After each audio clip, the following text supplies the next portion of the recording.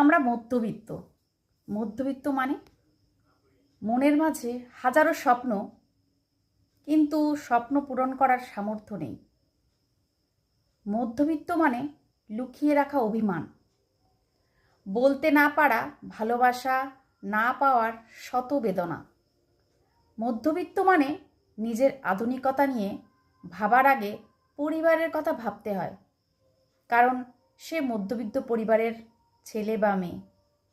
মধ্যবিত্ত মানে দোকানের শখের জিনিসটা দেখেও না দেখার ভান করে মনে আফসোস নিয়ে এড়িয়ে যাওয়া।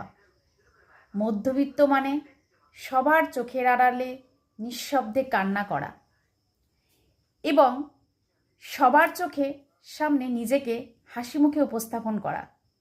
মধ্যবিত্ত মানে হাসতে গেলেও হিসেব করে হাসতে হয়, কাঁদতে গেলেও হিসেব করে কাঁদতে হয়।